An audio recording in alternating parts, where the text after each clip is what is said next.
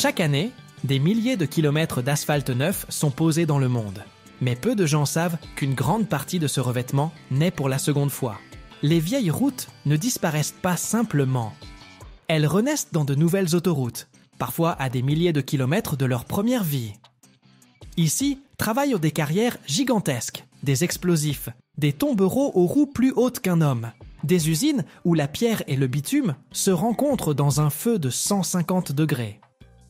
C'est l'histoire de la manière dont la magie de l'ingénierie et un écosystème industriel ferment la boucle, économisant des milliards et les ressources de la planète. Regardez jusqu'à la fin, et vous découvrirez ce qui n'est écrit dans aucun manuel.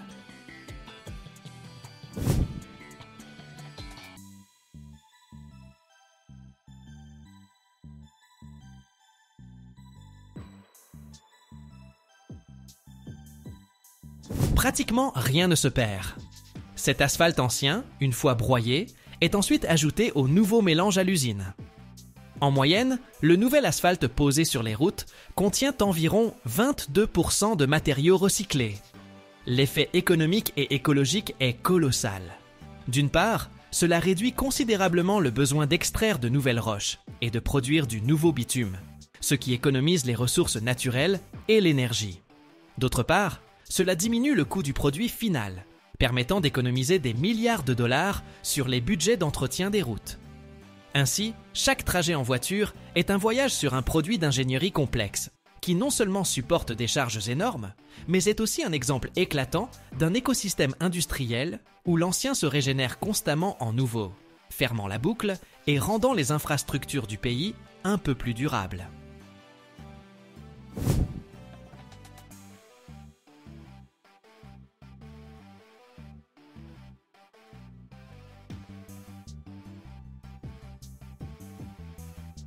L'histoire de l'asphalte ne commence pas sur la route, mais dans deux endroits complètement différents. Le premier, c'est une carrière, une immense blessure à la surface de la Terre, où l'on extrait la roche. Tout commence par une forte explosion qui fait trembler le sol à des kilomètres à la ronde. D'énormes blocs se détachent de la paroi rocheuse. Ensuite, des tombereaux géants, dont les roues sont plus hautes qu'un homme, entrent en action et transportent ces blocs de pierre jusqu'au concasseur primaire. C'est un monstre de métal qui, avec ses mâchoires d'acier, écrase avec une force incroyable d'énormes rochers en plus petits morceaux. Mais ce n'est que le début. Cette pierre passe ensuite par toute une série de concasseurs et de cribles, de gigantesques tamis vibrants. Le but de ce processus n'est pas seulement de broyer la roche, mais aussi de la trier méticuleusement par taille. Le résultat, ce sont des montagnes entières de roches propres et triées, que l'on appelle les granulats. On y trouve de tout, des grosses pierres de la taille d'un poing à de fins gravillons, et même une poussière semblable à du sable. Chaque fraction est stockée dans un tas séparé.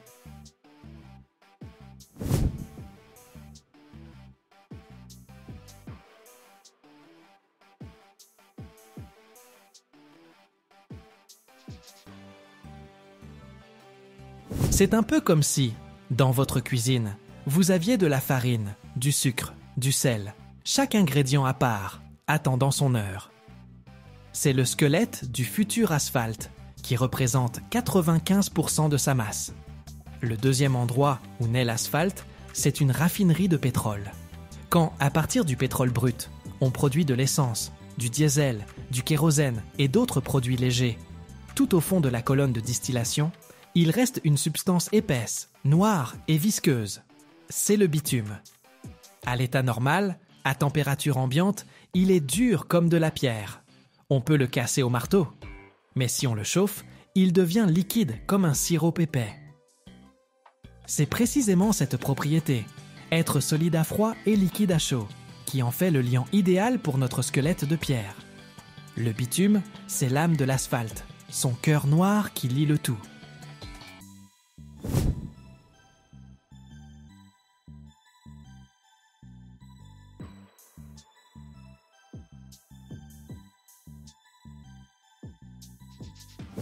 Et maintenant, transportons-nous à la centrale d'enrobage.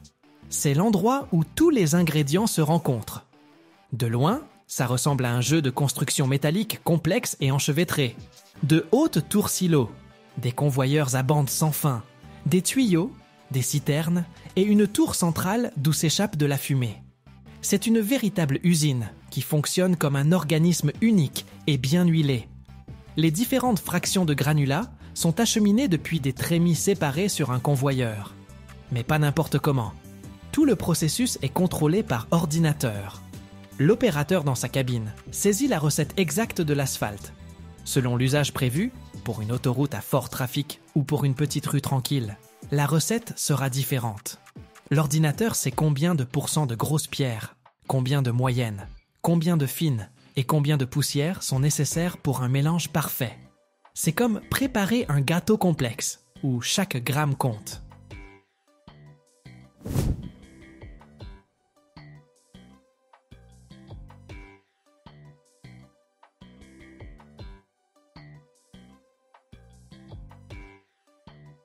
Ce mélange de pierres entame son voyage vers le haut sur un long convoyeur incliné et pénètre au cœur de l'usine, le tambour sécheur.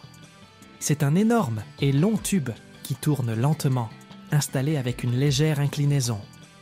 À l'une de ses extrémités, un puissant brûleur projette à l'intérieur une colonne de feu rugissante, comme dans le moteur d'un avion à réaction.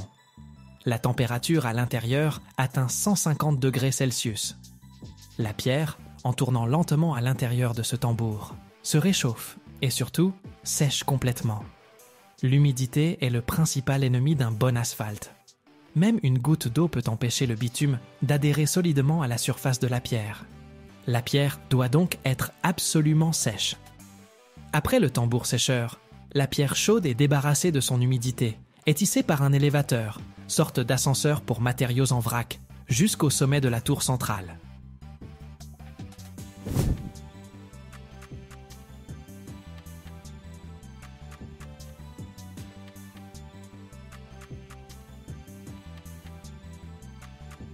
Là, elle passe à nouveau à travers un système de tamis pour un dernier tri de contrôle et tombe dans des trémies pour matériaux chauds. Parallèlement, dans des citernes spéciales calorifugées, on chauffe notre liant noir, le bitume. Il est également porté à haute température pour devenir fluide et liquide. Et voici le point culminant. L'ordinateur donne à nouveau l'ordre. Une trémie de pesage mesure avec une précision incroyable la quantité requise de pierres chaudes de chaque fraction provenant des différentes trémies. Puis, dans ce mélange de pierres incandescentes, on injecte une quantité précisément dosée de bitume chaud et liquide. Toute cette masse, pierre et bitume, tombe dans la chambre de mélange, qu'on appelle le malaxeur. C'est comme un mixeur de cuisine géant, sauf qu'à la place des fouets, il a 2 puissants arbres avec des pales métalliques.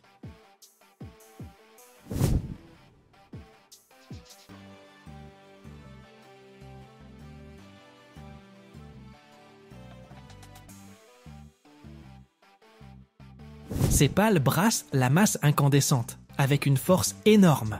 Et en moins d'une minute, chaque caillou, chaque grain de sable est recouvert d'un film fin et brillant de bitume noir. De la chambre sort l'asphalte fini, une masse homogène, fumante, noire, avec une odeur huileuse caractéristique. Maintenant, ce produit chaud et fraîchement préparé doit être conservé jusqu'au moment du chargement. Il est tissé et versé dans des silos de stockage spéciaux, calorifugés. Ils ressemblent à des thermos géants qui peuvent garder l'asphalte chaud pendant de nombreuses heures, parfois même des jours. Des tombereaux se gardent sous ces silos. La trappe s'ouvre avec un claquement sonore, et dans la benne du camion, avec un rugissement et un nuage de vapeur, se déversent plusieurs tonnes d'asphalte chaud. La benne est obligatoirement recouverte d'une bâche pour conserver la précieuse chaleur pendant le transport, jusqu'au site de pose. Sur le chantier commence l'acte final de cette pièce. Le tombereau décharge lentement le mélange chaud dans la trémie d'une machine spéciale, le finisseur.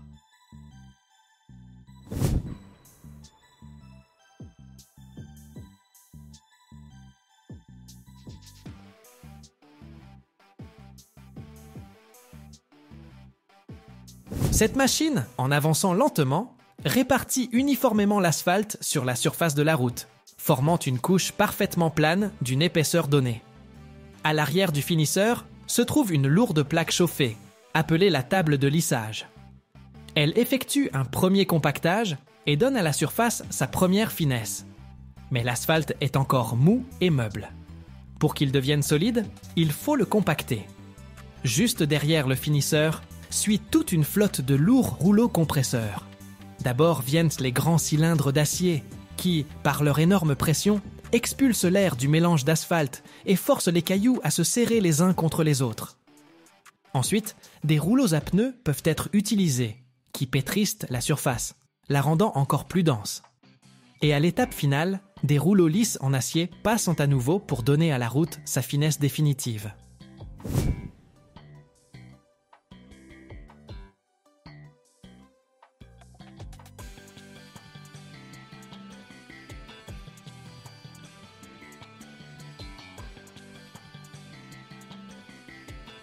Pendant que l'asphalte refroidit, le bitume repasse de l'état liquide à l'état solide. Il colle à jamais tous les granulats entre eux, transformant le mélange meuble en un monolithe solide et imperméable. Après quelques heures, la route, qui était encore chaude et molle, devient dure et prête à la circulation. Et c'est là toute l'essence. De l'explosion dans la carrière aux lourds rouleaux compresseurs sur la route, chaque étape de ce processus vise à créer un revêtement durable et fiable qui supportera des milliers de véhicules chaque jour.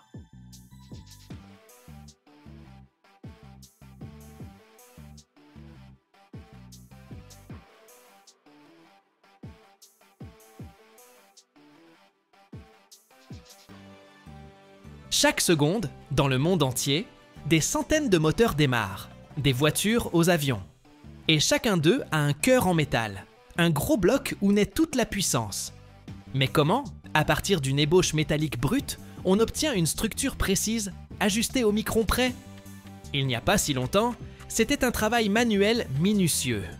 Aujourd'hui, c'est l'affaire de machines-outils surpuissantes à commande numérique par calculateur, les fameuses CNC.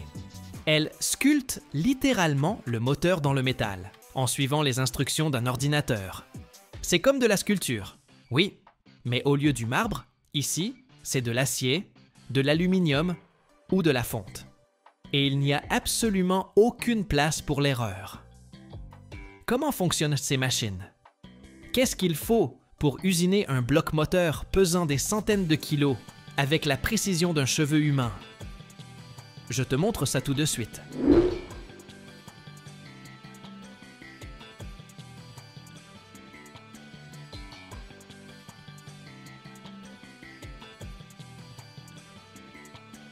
Avant de former les pièces brutes en acier sous la pression énorme des presses hydrauliques, on les chauffe impérativement à une température précise. Ça facilite grandement la déformation du métal et ça garantit une super qualité aux pièces finies. Cette étape, c'est la clé dans la technologie du forgage et de l'estampage des métaux. Pour les pièces en acier, le plus souvent, on chauffe à une température autour de 1300 degrés Celsius. Ça correspond au forgeage à chaud. À cette température, l'acier devient plastique, beaucoup plus malléable, ce qui permet de lui donner des formes complexes sans créer de fissures ou de défauts.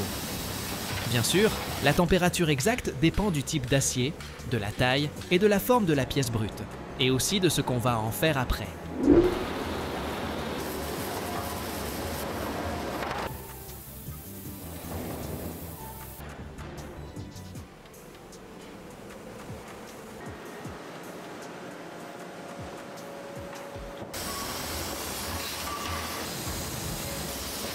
Le chauffage se fait dans des fours spéciaux, où la température est maintenue super stable et uniforme. On met les pièces brutes dans le four. La chaleur commence par atteindre la surface, puis pénètre progressivement au cœur de la pièce. Ce qui est crucial, c'est d'équilibrer la vitesse de chauffe. Si c'est trop rapide, la température n'est pas uniforme et ça crée des tensions internes, voire des fissures. Mais si c'est trop lent, eh bien, ça plombe la productivité. Pas simple. La vitesse optimale pour monter en température pour les pièces en acier, c'est généralement entre 50 et 100 degrés par heure. Ça assure un chauffage bien régulier et ça aide à former la bonne structure dans le métal. La durée pendant laquelle on maintient la pièce à la température cible dépend de sa taille. En général, c'est entre 7 ou 20 minutes pour des pièces faisant de 40 mm à 100 de diamètre.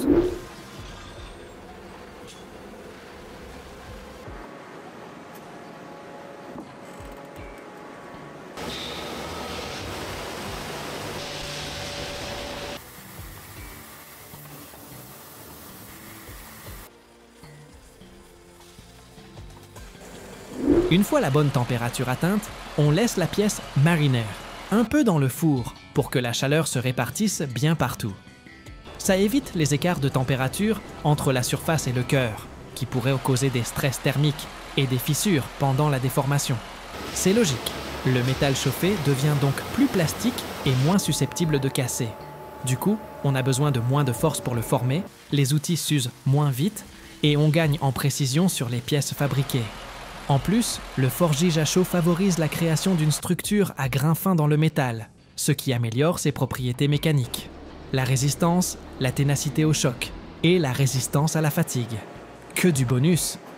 Après le chauffage, la pièce est transportée super vite vers la presse hydraulique pour qu'elle n'ait pas le temps de refroidir sous la température de plasticité. Le temps de transport et la température de surface juste avant de commencer la déformation sont contrôlés de près pour éviter les mauvaises surprises, comme des fissures ou d'autres défauts.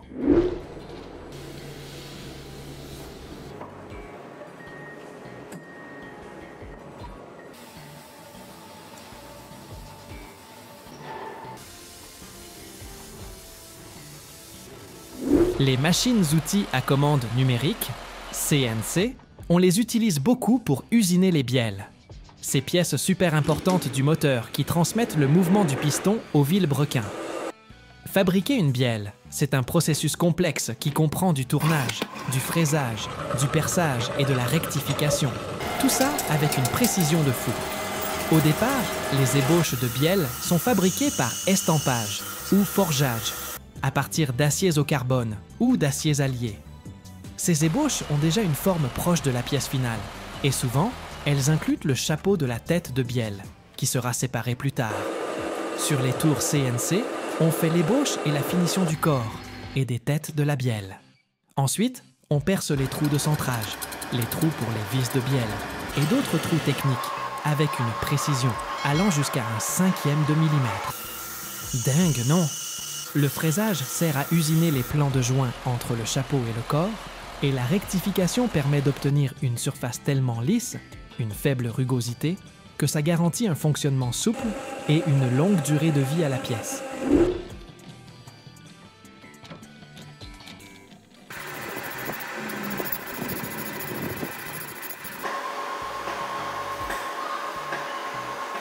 Une opération super importante, c'est l'assemblage de la bielle avec son chapeau, puis l'usinage final des trous pour les vis de bielle. Ça, c'est fait avec une précision extrême pour assurer la fiabilité de la connexion. C'est vital. L'usinage d'engrenages en aluminium avec des machines CNC, c'est aussi une opération très courante dans l'industrie. On choisit l'aluminium pour les engrenages à cause de sa légèreté, parce qu'il s'usine bien et qu'il résiste à la corrosion. Ça rend ces pièces idéales pour plein de secteurs. La construction mécanique, l'aéronautique, l'automobile, la robotique. Avant l'usinage, les ébauches d'engrenages en alu sont fabriquées par différentes méthodes. Forgeage, moulage ou extrusion. Le forgeage donne une densité et une résistance élevée. Le moulage permet d'obtenir des formes complexes. Et l'extrusion crée de longs profilés avec une structure uniforme. Après ça, les ébauches subissent une normalisation. C'est un traitement thermique où on les chauffe à environ 960 degrés pendant un certain temps.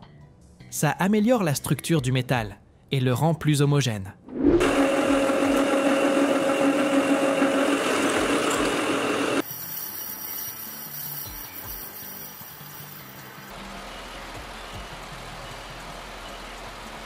L'usinage des engrenages sur les machines CNC, c'est un processus dit soustractif.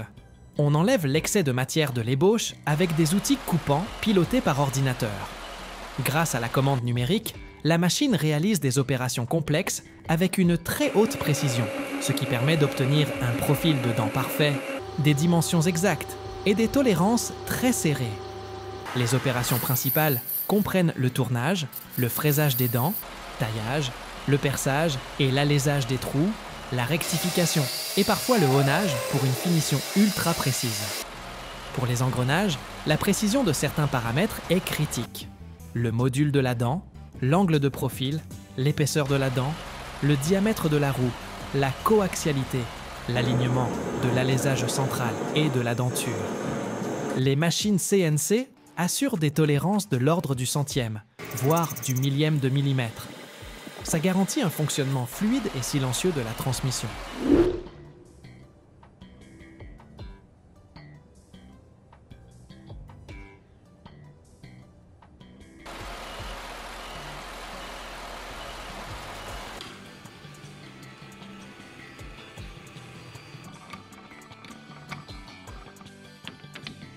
Ces machines CNC peuvent tourner 24 heures sur 24, 7 jours sur 7, avec une intervention humaine minimale. Elles sont aussi faciles à reconfigurer pour fabriquer différents types d'engrenages. On peut lancer la fabrication de pièces sans avoir besoin d'investir des fortunes au départ. C'est pratique pour les prototypes ou les petites séries. Et comme l'aluminium se coupe facilement et conduit bien la chaleur, on évite de surchauffer l'outil et la pièce. Où on trouve ces engrenages en aluminium? Dans les voitures, pour les transmissions légères et les mécanismes auxiliaires, mais aussi dans l'aérospatiale, la robotique, l'électroménager et même dans le secteur de l'énergie. La qualité d'un engrenage, ça commence par la vérification du matériau, les alliages d'aluminium, leur composition chimique, leurs propriétés mécaniques. Tout ça influence la durée de vie et la résistance. Après l'usinage des dents, on fait un chanfreinage. On adoucit les arêtes au sommet et aux extrémités des dents. Ça évite que les pièces ne s'accrochent quand elles fonctionnent. Ensuite, on mesure tous les paramètres des dents, le diamètre, la largeur de la denture, la coaxialité des trous, le battement des faces, leur perpendicularité à l'axe. Bref, un contrôle qualité de A à Z.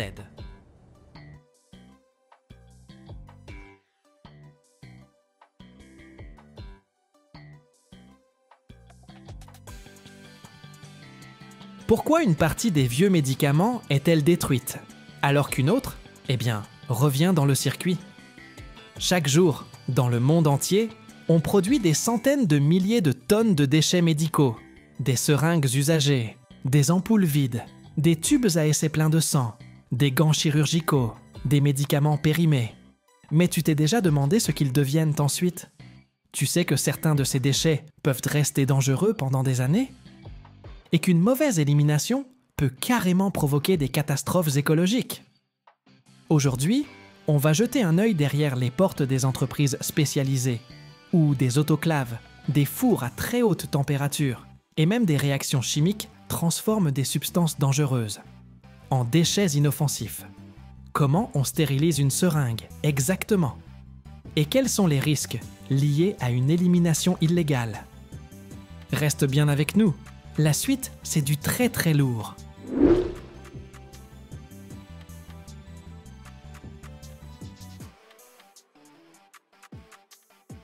Chaque année, aux États-Unis d'Amérique, on génère plus de 6 millions de tonnes de déchets médicaux.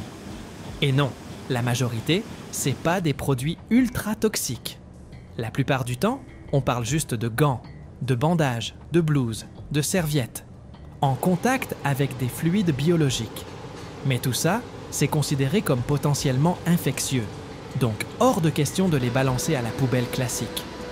Dans chaque hôpital, clinique, cabinet dentaire, laboratoire ou centre vétérinaire, bref, partout où on soigne, il y a des zones clairement définies pour stocker temporairement les déchets. Les objets à risque, comme les seringues, aiguilles, ampoules, bistouris, sont mis dans des conteneurs rigides, marqués « objets tranchants ». Ils sont hermétiques et surtout impossibles à percer. Les matériaux humides ou souples, comme les compresses, la gaze, les serviettes, vont dans des sacs spéciaux, souvent rouges ou jaunes, bien fermés. Dans les grands centres médicaux, on les ramasse tous les jours, voire plusieurs fois par semaine. Dans les plus petits, c'est une fois par semaine, ou toutes les 2.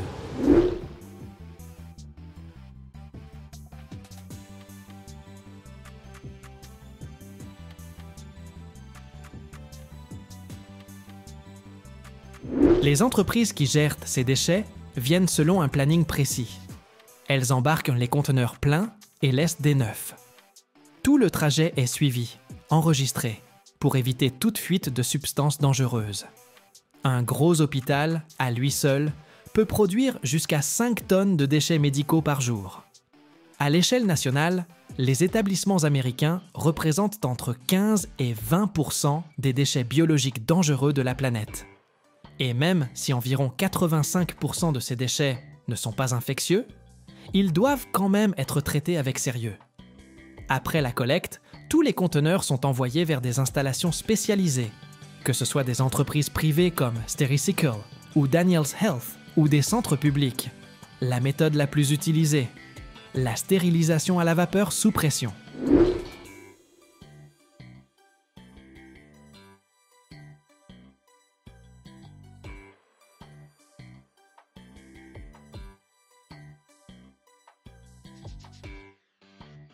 Les déchets sont placés dans des chambres hermétiques, puis exposés à de la vapeur, entre 120 et 1 et 134 degrés Celsius, sous 2 ou 3 atmosphères de pression.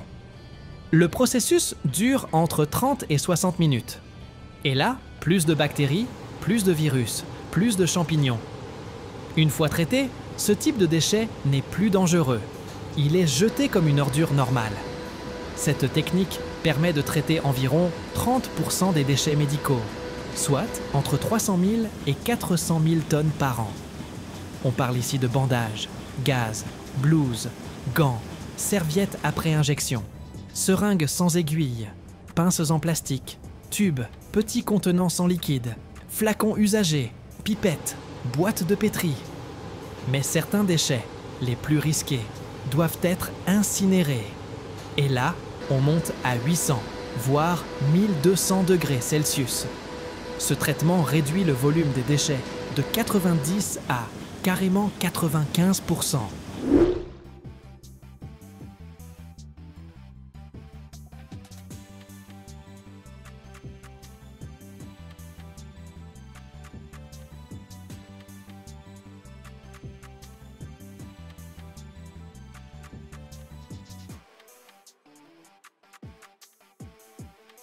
On incinère quoi? Des bouts de tissu, des organes, des membres amputés, des restes fétaux, des fluides biologiques en grande quantité, des médicaments périmés ou interdits, des vaccins, des produits hormonaux, des substances de chimiothérapie, et bien plus encore. Les déchets sont introduits dans le four via des trémies ou des vis sans fin, pour une alimentation continue. À l'intérieur des fours, il y a plusieurs niveaux de combustion. La première chambre brûle les déchets principaux. La chaleur y est telle qu'elle dégrade totalement les matières organiques. La deuxième chambre, elle, monte encore en température pour détruire les gaz résiduels et limiter les émissions nocives. Et ensuite, les gaz passent par des filtres qui éliminent les polluants.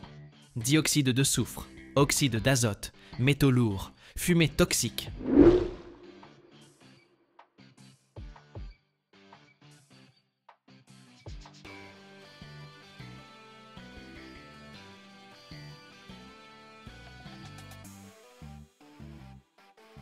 Les médicaments ont tous une date de péremption. Au-delà, certains deviennent moins efficaces, voire dangereux. Ceux à base de substances actives instables sont systématiquement détruits à l'expiration.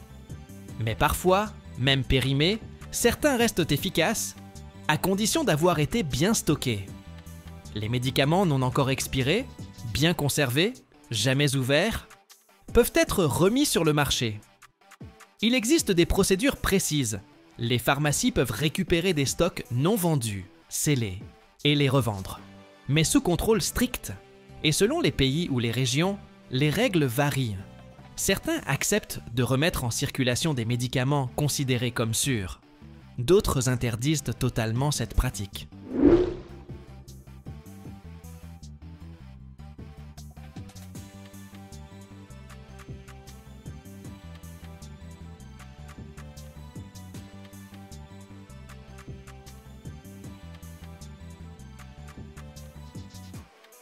Il existe aussi des programmes de retour. Quand un patient arrête un traitement ou a des médicaments non utilisés, il peut les ramener en pharmacie. Ces médicaments peuvent être réutilisés ou éliminés correctement s'ils ne sont plus utilisables. Certains médicaments périmés ou ouverts sont parfois utilisés pour la recherche, pour tester leur stabilité ou leur efficacité au-delà de la date limite. On estime que jusqu'à 15% des médicaments vendus en pharmacie finissent jetés, car périmés. Vu la valeur du marché pharmaceutique mondial, cela représente chaque année des milliards d'euros de pertes.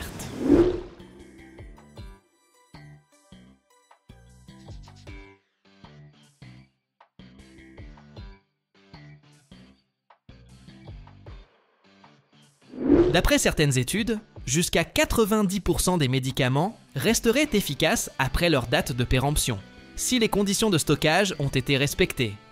Mais franchement, d'un point de vue humain, on ne conseille pas d'expérimenter avec ça. À moins d'une urgence vitale, bien sûr. Éliminer des médicaments, ça coûte cher.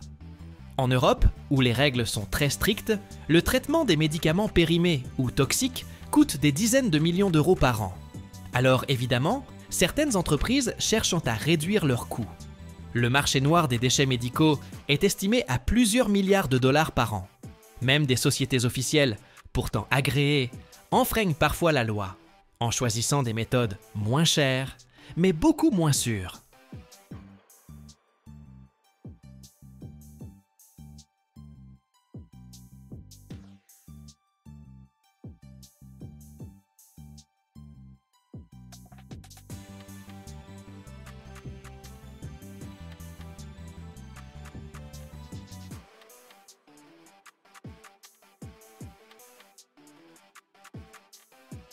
Votre sèche-cheveux est cassé?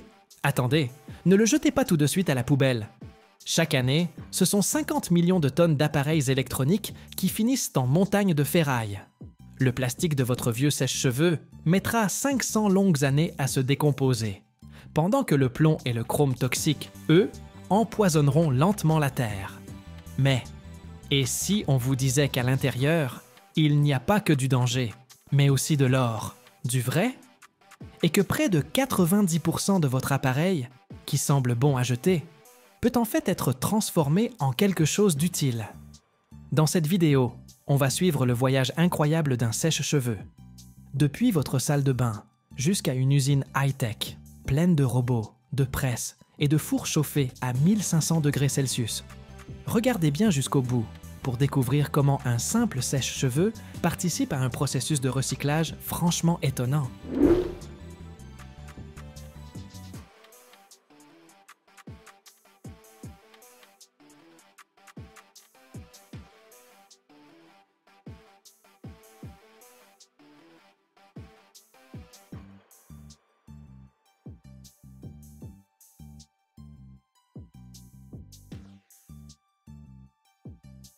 Alors, un sèche-cheveux contient plusieurs composants dangereux. Les éléments chauffants et les fils, par exemple, peuvent contenir du nickel, du chrome ou des soudures au plomb. Tout ça, ça pollue l'environnement. La carte électronique, elle, abrite des circuits intégrés, des résistances, des transistors. Et dedans, on peut trouver des traces de métaux des terres rares. Le plastique aussi. Il n'est pas toujours adapté au recyclage. Du coup, si vous jetez votre sèche-cheveux dans la poubelle classique, il finira en décharge.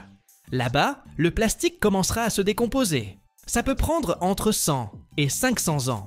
Et les métaux lourds risquent de contaminer l'environnement. Heureusement, on peut déposer les vieux sèche-cheveux dans des points de collecte spéciaux pour l'électronique.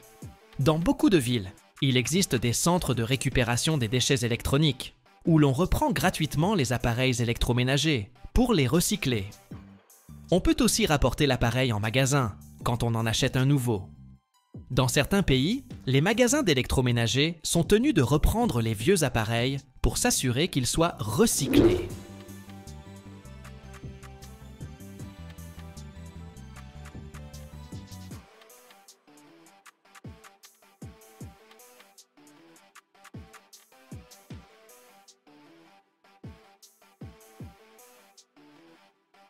Autre option, l'atelier de réparation ou une association caritative. Si le sèche-cheveux fonctionne encore, même un peu, on peut essayer de le faire réparer ou bien le donner à quelqu'un qui en a besoin. Et si vous êtes vraiment motivé, vous pouvez même le démonter vous-même et apporter les différents matériaux au recyclage. Bon, c'est plus compliqué, c'est vrai. Mais ça permet de récupérer des métaux précieux et de réduire au maximum les déchets. Franchement, pour moi, le plus simple reste de le déposer pour le recyclage. Comme ça, il partira avec d'autres appareils vers une usine spécialisée.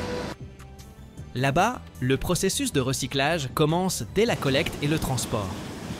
Les sèches-cheveux sont rassemblés dans de grands conteneurs, des bacs qui font entre 1000 et 5000 litres, puis transportés par camion ou par conteneur. Une fois à l'usine, les appareils sont triés par catégorie. On met d'un côté les gros appareils, de l'autre le petit électroménager, et encore ailleurs les appareils électroniques. Les sèches-cheveux, eux, sont dirigés vers une ligne de démontage spécifique.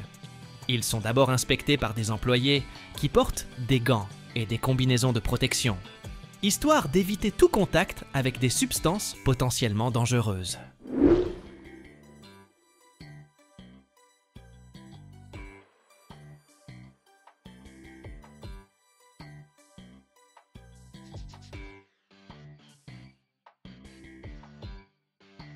Après ça, c'est parti pour le démontage mécanique.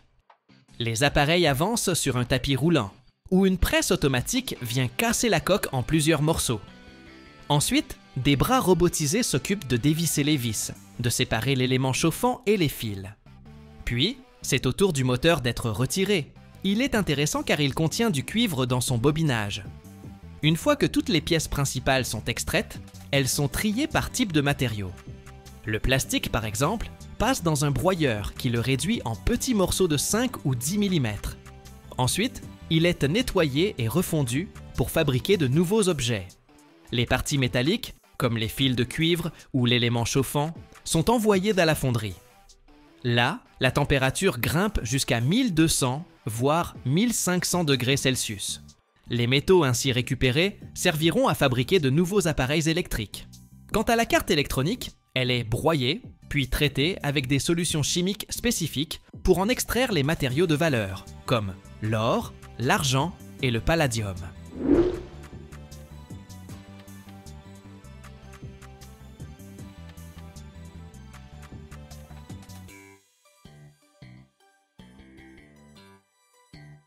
En moyenne, près de 90% des matériaux qui composent un sèche-cheveux peuvent être recyclés. Le cuivre retourne dans l'électronique et les câblages. L'aluminium et l'acier sont réutilisés dans l'industrie automobile ou le bâtiment. Et le plastique recyclé peut tout à fait redevenir la coque d'un nouvel appareil. Les parties qui ne peuvent pas être recyclées, elles, sont dirigées vers un centre d'enfouissement sécurisé ou sont incinérées dans des conditions très strictes.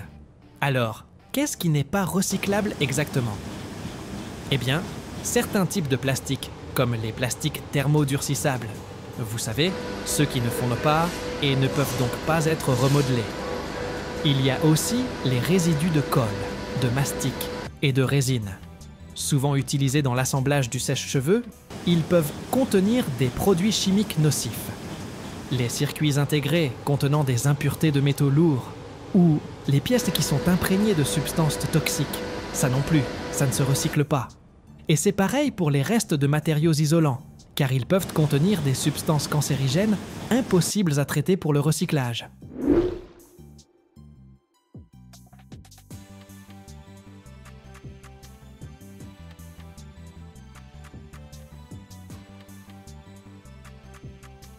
Chaque année, le monde produit plus de 50 millions de tonnes de déchets électroniques, et seulement 20% environ sont correctement recyclés. Les sèche-cheveux, comme d'autres petits appareils, finissent trop souvent à la poubelle classique.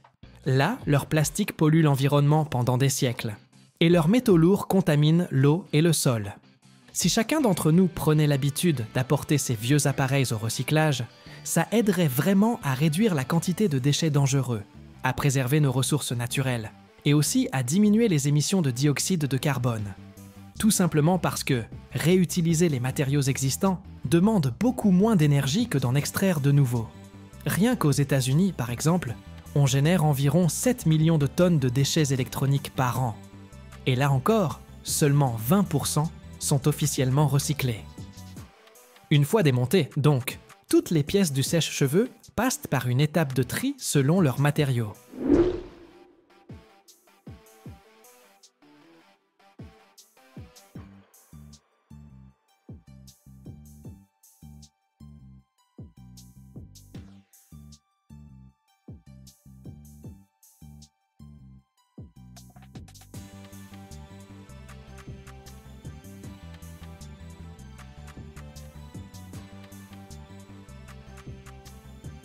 Les composants métalliques.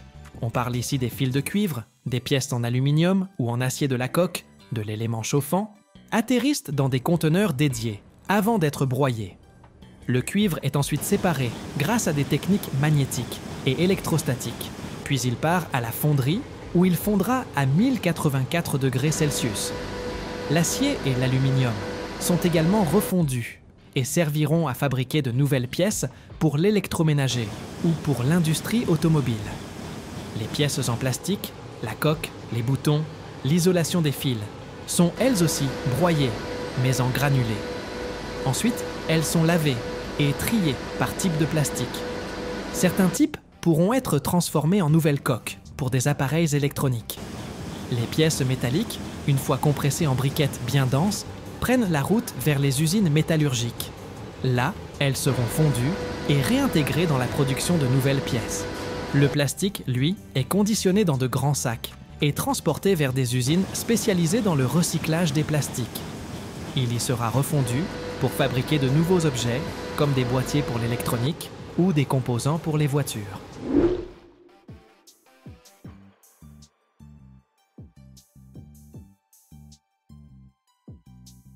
Le transport des composants toxiques et des résidus non recyclables.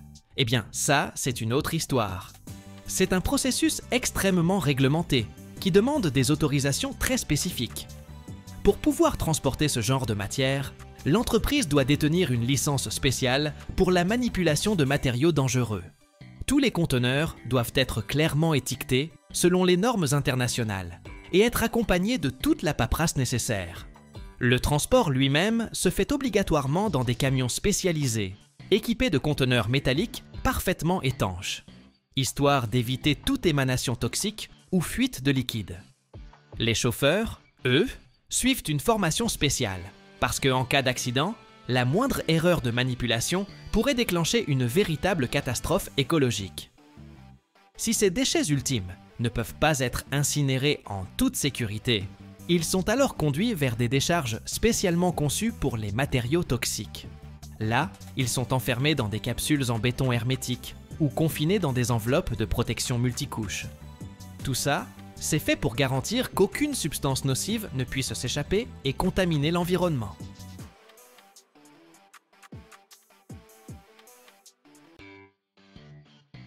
Imagine une ferme où l'on élève, chaque année, plus de 200 millions de grenouilles. Tu vois le délire? Eh ben, ce n'est pas de la science-fiction, c'est bien réel. Leur viande finit dans les restos les plus chics de France, leur peau se retrouve dans l'industrie de la mode, et leur mucus sert en médecine pour lutter contre des super bactéries. Elles grandissent plus vite que les poulets, ne produisent pas de méthane, et en prime, leur coassement est plus fort qu'une moto. Comment on les élève? Comment ces petites bêtes deviennent-elles un mets raffiné ou un médicament? Et pourquoi ces fermes de grenouilles sont-elles le futur de l'industrie agroalimentaire? Reste branché. Ça va être hyper savoureux, surprenant et bruyant.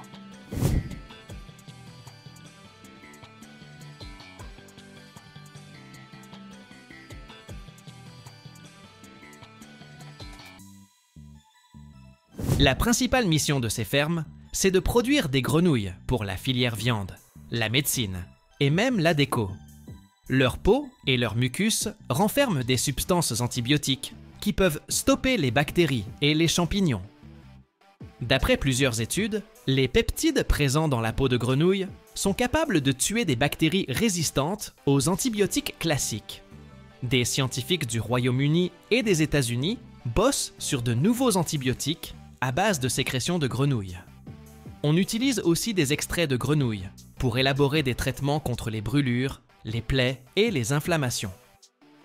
En plus, certaines espèces, comme la grenouille à griffes d'Afrique, sont super utiles en biomédecine. Au XXe siècle, on s'en servait pour extraire l'hormone chorionique gonadotrope lors des tests de grossesse. Aujourd'hui encore, ces grenouilles aident à faire avancer la recherche sur le système nerveux et la médecine régénérative.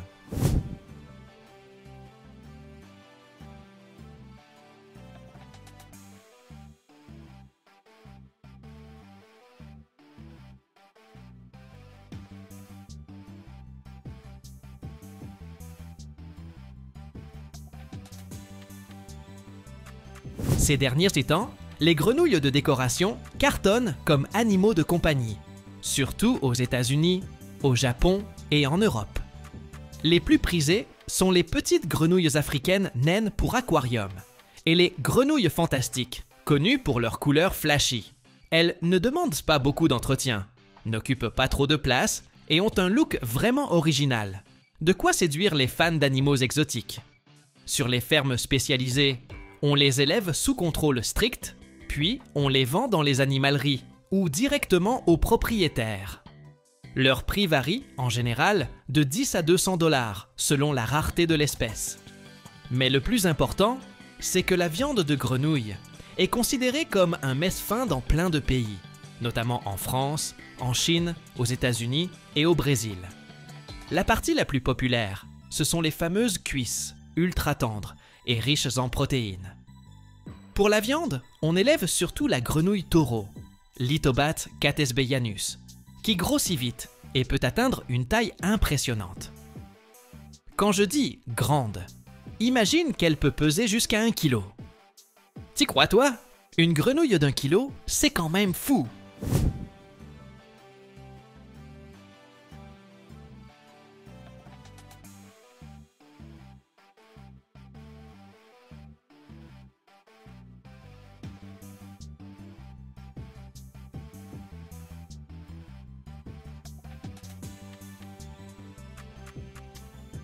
Dans les grandes fermes, l'abattage et la découpe des grenouilles sont automatisés. Dans les petits élevages, c'est plutôt artisanal. Dans certains pays comme la France, on en prélève encore dans la nature, mais c'est très réglementé pour éviter l'effondrement des populations sauvages. Sur les fermes, les grenouilles vivent dans des étangs ou des bassins spécialement aménagés. L'incubation des œufs, c'est un spectacle digne d'un film de science-fiction. Dans des cuves géantes et transparentes, remplies d'eau pure, flottent des milliers de petites bulles gélatineuses avec un point noir au milieu. Ce sont les bébés grenouilles en devenir, chouchoutés par les éleveurs. L'eau est filtrée en continu et enrichie en oxygène pour créer un environnement parfait. Des lampes spéciales maintiennent une température idéale, souvent autour de 25 ou 30 degrés Celsius, histoire d'accélérer la maturation.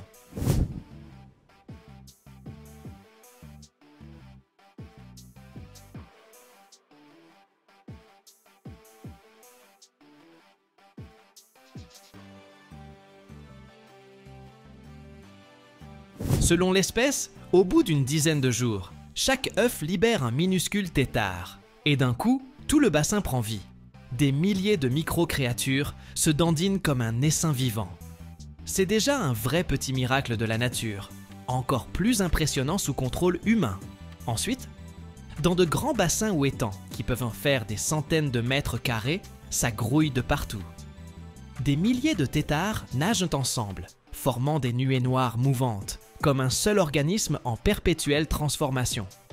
Chaque jour, les fermiers vérifient la qualité de l'eau, veillent à l'oxygéner suffisamment et y ajoutent des nutriments. On garde une température aux alentours de 24, parfois 28 degrés, pour optimiser leur croissance. Les têtards sont nourris avec des mélanges spéciaux d'algues, de protéines et de minéraux, ce qui booste leur développement.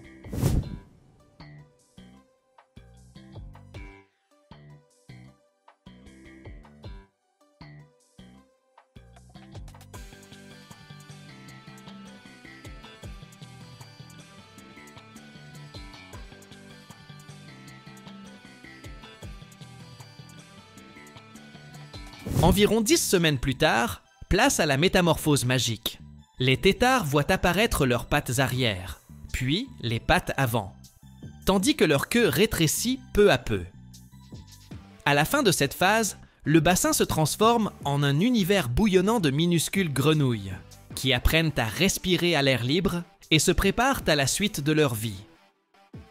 La partie adulte de la ferme, c'est un monde hyper animé et bruyant, surtout la nuit, quand elles commencent à coasser en chœur. Après quelques mois, selon l'espèce, les grenouilles atteignent la taille et le poids requis. Elles vivent dans de grands enclos, avec de petits points d'eau, des pierres et des plantes, pour recréer leur habitat naturel. On les nourrit d'insectes vivants, de poissons miniatures ou de granulés protéinés. Avant la vente, on place certaines grenouilles dans des réservoirs spéciaux pour qu'elles s'habituent. Puis elles partent dans les restos, les labos ou chez des passionnés d'animaux exotiques. Les éleveurs sélectionnent à la main les plus costaudes et les plus saines pour la reproduction, histoire de garder une population stable sur la ferme.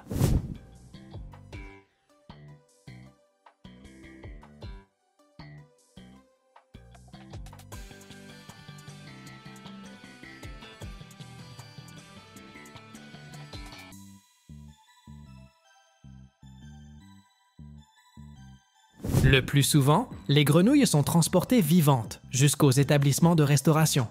Les restos préfèrent les recevoir vivantes pour les abattre juste avant la préparation. Dans certains pays, c'est même la loi. Plus facile de contrôler la qualité du produit comme ça. Pour le transport, on les met dans des contenants en plastique ou en filet, avec un taux d'humidité optimal. On contrôle la température pour limiter leur stress. Comparé à la viande de porc ou de bœuf, élever des grenouilles demande beaucoup moins de ressources. Elles poussent vite, consomment peu de nourriture et ne produisent pas de méthane comme les bovins. Sur les fermes à grenouilles, il faut aussi séparer correctement les têtards et les jeunes grenouilles par taille. Sinon, les plus grosses risquent de boulotter les plus petites.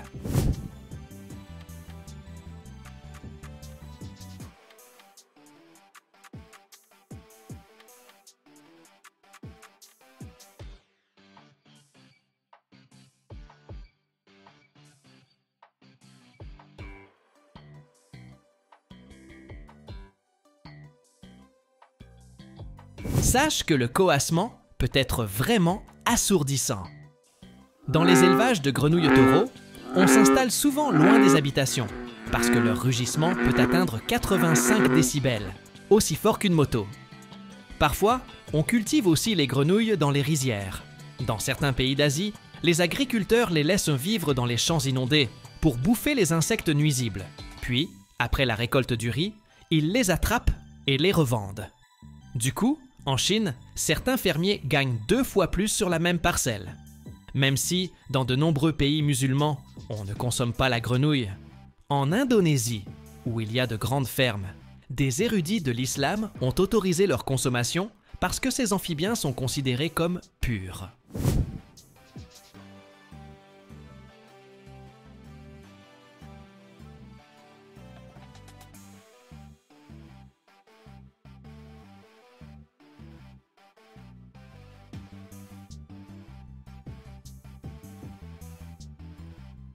Autrefois, la viande de grenouille était plus répandue en France et en Italie, mais à cause des restrictions environnementales et de la concurrence asiatique, la production locale a un peu chuté.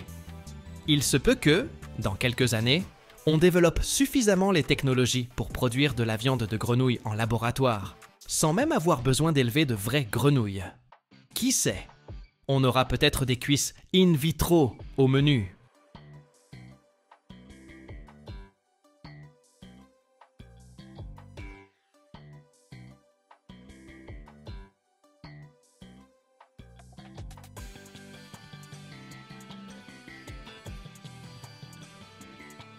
Imagine une ferme. Plus d'1 million de salamandres y vivent. Et non, ce n'est pas de la science-fiction, mais bel et bien la réalité en Chine. Là-bas, on élève de gigantesques amphibiens, capables de mesurer jusqu'à 2 mètres et de se vendre à près de 500 $ le paquet, sous forme de remède. Leur viande, considérée comme un mets de luxe, leur peau, transformée en accessoires haut de gamme, et leur pouvoir de régénération. Il inspire carrément les scientifiques pour inventer de nouveaux traitements médicaux. Mais à quoi ça ressemble concrètement? Laisse-moi te montrer.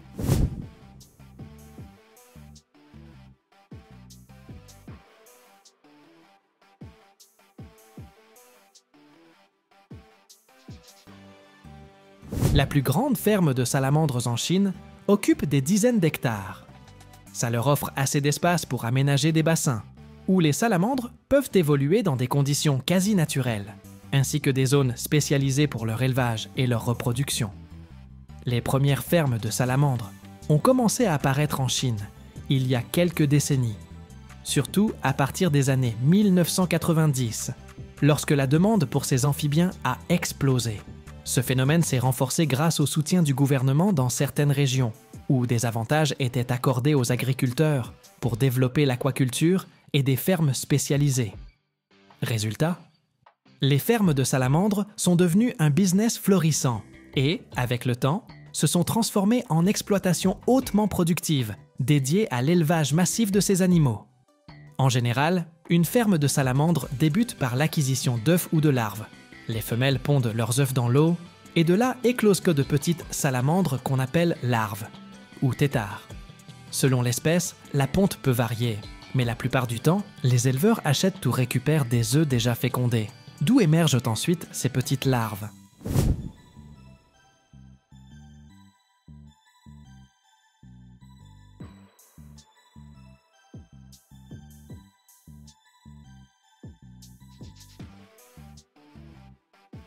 Une fois les larves écloses, elles se développent dans l'eau jusqu'au stade adulte. Sur les fermes, on crée donc des conditions sur mesure pour assurer leur croissance.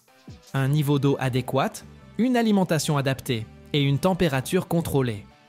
Pour ces petites salamandres, il est crucial de maintenir l'eau à une température stable, en général entre 18 et 22 degrés, car au-dessus ou en dessous, leur développement peut ralentir, voire s'interrompre. L'environnement doit rester modérément chaud, avec un taux d'humidité optimal, compris entre 70 et 90% selon l'espèce. Cela leur permet de conserver un bon équilibre hydrique et de se développer convenablement. L'eau, quant à elle, doit être propre, sans pollution ni additifs chimiques. Sur les fermes, on installe donc des systèmes de filtration en continu pour la purifier en permanence.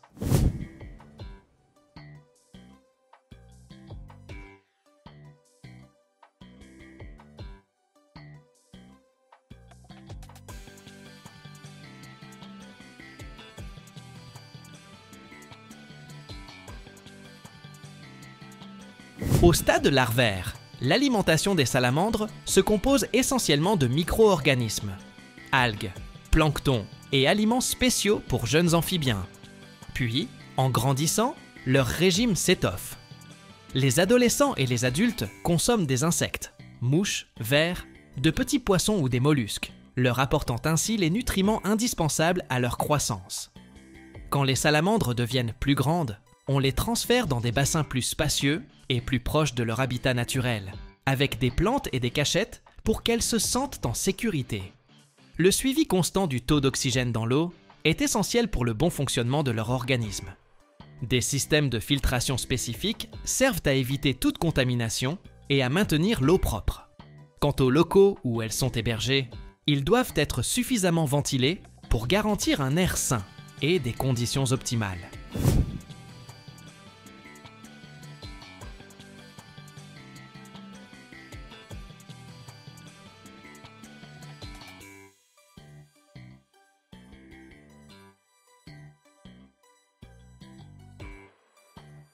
Lorsqu'elles sortent tout juste de l'œuf, les petites salamandres font à peine 1 cm de long. À ce stade, leur croissance est très lente et elles ont besoin de conditions bien particulières pour démarrer leur développement. Au cours des 6 premiers mois, elles peuvent atteindre 5 ou 10 cm. C'est là qu'elles connaissent leur plus forte croissance, même si tout dépend de la qualité de leur alimentation et de leur environnement.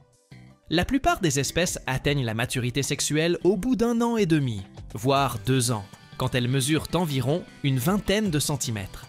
À ce moment-là, elles deviennent des adultes à part entière, prêtes à se reproduire.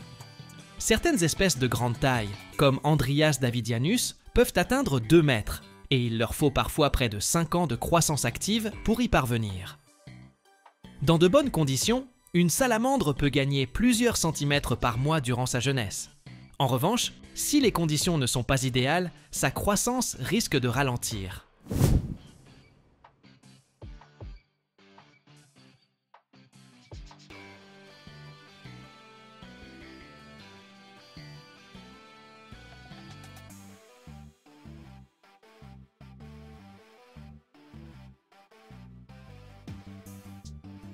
Le kilo de viande de salamandre peut se négocier entre 50 et 100 $ américains, selon l'espèce et le lieu de vente.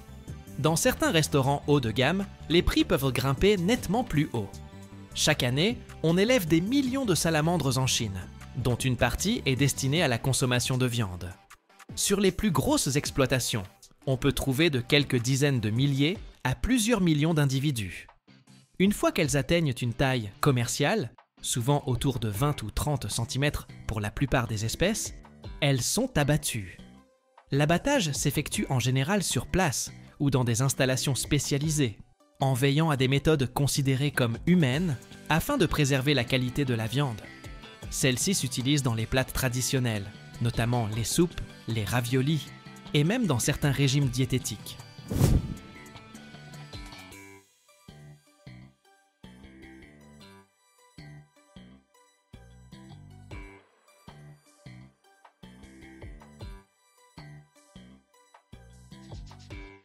Les remèdes à base de salamandre peuvent inclure des extraits de leur peau, de leurs os ou de leur chair.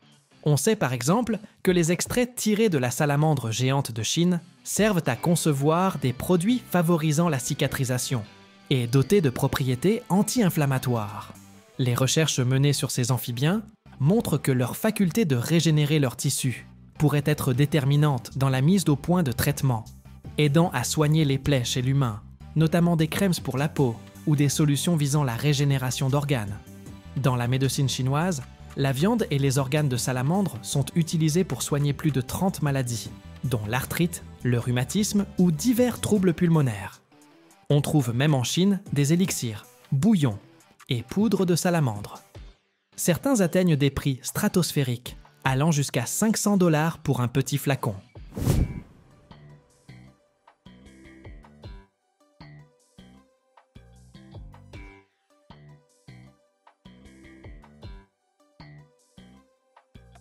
Le prix de la peau de salamandre dépend de son espèce et de sa qualité. Par exemple, la peau d'une salamandre géante de Chine peut se négocier entre 30 et 80 $ américains le mètre carré. Elle est transformée en divers accessoires, tels que des portefeuilles, des sacs ou encore des ceintures. En Chine, plus d'1 millier de fermes se spécialisent dans l'élevage de salamandres, avec une production totale estimée à plusieurs millions de tonnes de viande par an. Beaucoup de ces fermes organisent des visites touristiques permettant d'en apprendre davantage sur ces animaux, leur rôle dans l'écosystème, ainsi que sur les méthodes d'élevage destinées à différents usages. Les visiteurs peuvent observer le processus de reproduction. C'est fascinant de voir les femelles pondre leurs œufs dans des zones aménagées exprès. Un spectacle qui passionne les amateurs de nature et de biologie. En fin de compte, ces fermes de salamandres ne présentent pas seulement un intérêt économique ou scientifique. Elles offrent aussi un côté visuel et esthétique franchement impressionnant.